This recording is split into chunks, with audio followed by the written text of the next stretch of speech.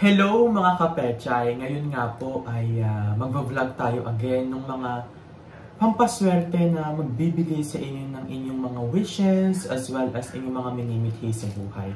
Kaya tara, samahan ninyo ako at tuklasin natin kung ano ang pampaswerte na ito.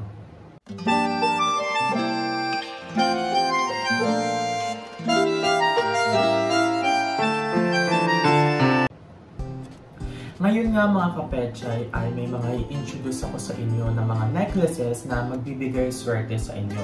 Unang-una na dyan is si Laughing Buddha, no?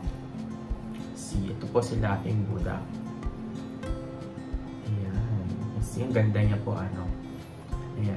So, si Laughing Buddha, I advise this sa mga businessman as well as dun po sa mga sales or sa marketing. Kasi po, si Laughing Buddha, whenever you are wearing it, it gives you a certain energy na kapag nakita ka ng isang tao, mararamdaman nila yung magaan as well as they will feel convinced. No? And alam naman natin sa negosyo, kailangan meron tayong convincing power.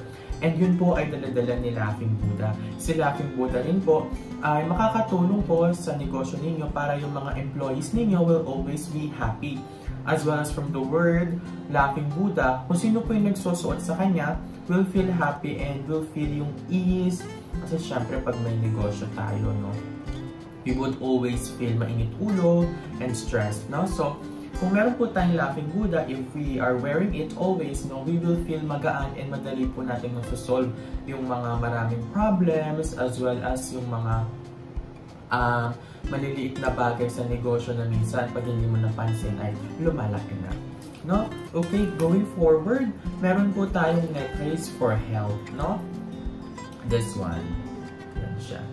Kung makikita nyo mga kapechay, meron siyang scroll sa loob. So, yung scroll sa loob mga kapechay is a long prayer, no?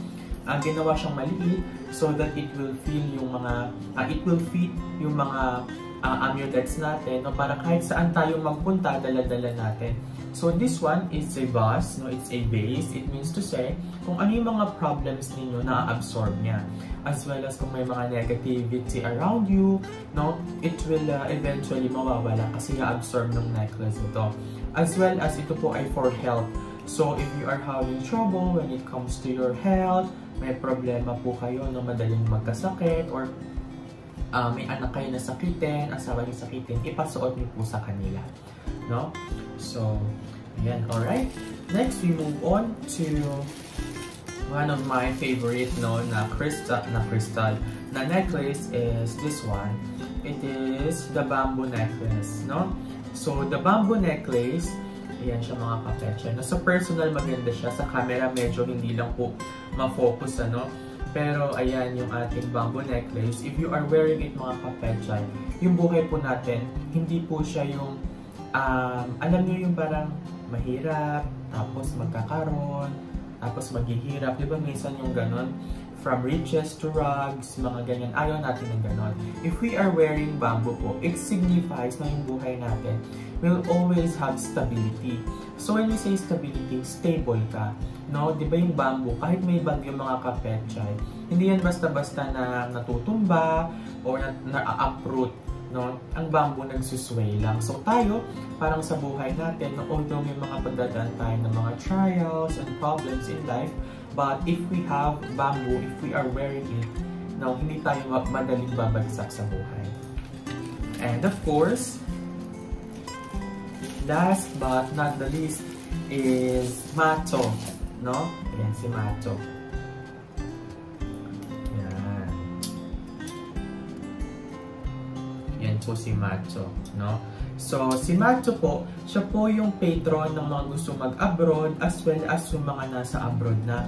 Mga kapechay, meron ako isang client, no? May isa tayong kapechay. She was really wishing for her to be able to go to the United States, no? So, she applied and everything like that. Pero parang negative siya na makakapasa siya or she would be able to, you know, to reach the United States. So, what she did, nag-pray siya kay Macho. No, binili siya sa akin na picture ni Macho. Available pa rin yun mga kapechay. Mag-message lang kayo sa akin kung gusto nyo, no? pero limited stocks na lang siya. And then, sabi niya, Macho, please bless me na makapunta akong Amerika. Ngayon mga kapetsa, hindi lang siya nasa isang state, pero nakapag-visit na siya sa maraming states in America, as well as marami na po siyang napasyalan, and maganda po yung work niya ngayon dun sa Amerika.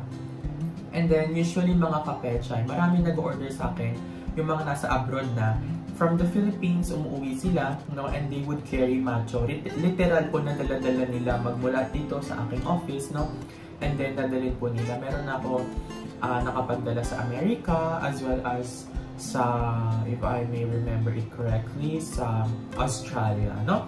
So, if you want mga kapetsa, mag-message lang po kayo sa akin, sa aking Facebook page po, 88 Lucky Items, no.